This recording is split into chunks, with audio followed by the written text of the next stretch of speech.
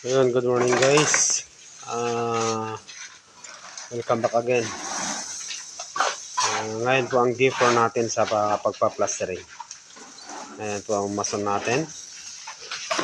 Nagpapahid na po siya. Dito po isa dito sa kabila. Ayan.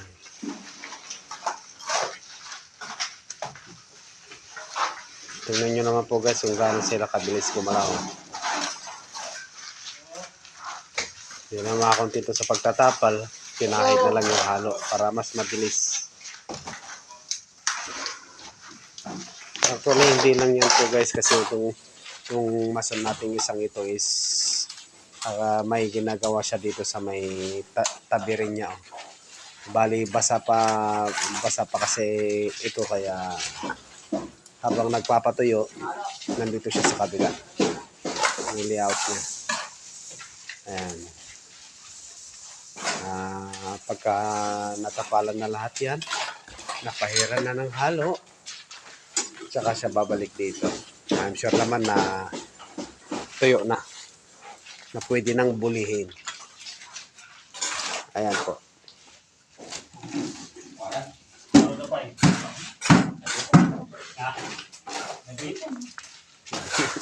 Nabitin ba? Wala nang halo?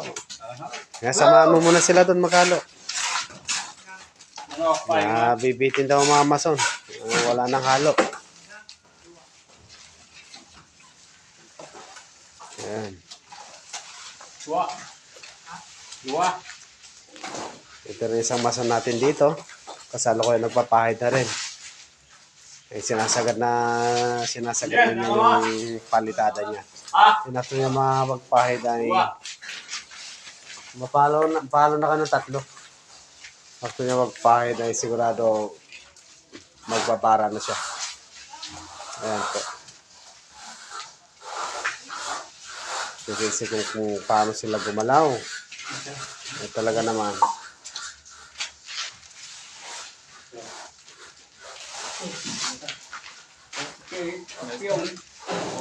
Ayan, sige, ilipat nyo muna yung pantuntungan para ayos yung doon sa taas.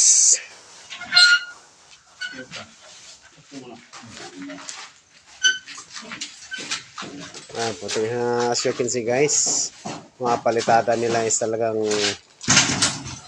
hindi naman natin sabing 100% na talagang yung makukuha yung 100% na ng palitada. Although nasa 95% pasok na tayo dyan.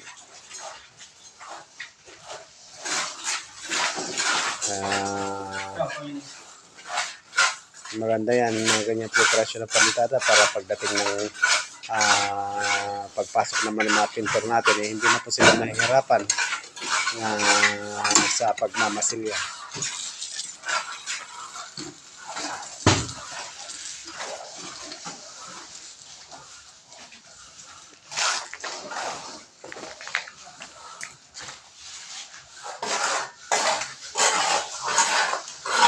Ayan, tignan din po natin yung mga mason natin sa kabila. Meron pa tayong 2 mason dito sa kabila. Ito po isa. Ayan po. Yung isang mason po natin. Ayan. Nakaready ng pupuruhan dito sa bandang baba. Pero ito na naman siya sa kabilang side na nag-umpisa na naman magpalitada. Ayan. Bali na isagad na niya yung sa bandang sa taas. Dito na lang sa bandang baba. Nabitin nga lang siya sa halo. Ayan po.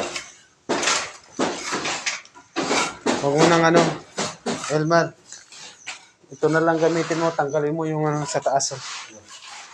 Para hindi yung hollow blocks yung baka babasag pa, sayang lang din. Ito, isang mason din po natin, nasa loob siya ng CR. Ayan po. Pinapapalitada na po natin itong loob ng CR. Ayan. Bali, apat po ang mason po natin ngayon na nagpapalitada. Ayan po. Bali, halos lahat po ng taas napahira na. So, sandali na lang po yan. Pag nagbara, magiging okay na po. Ayan guys, ganyan lang po kasimple. Ganyan po kabilis sa mga mason natin pagdating sa mga plastering. Nakikita nyo kung gaano kapulito ang mga trabaho nila.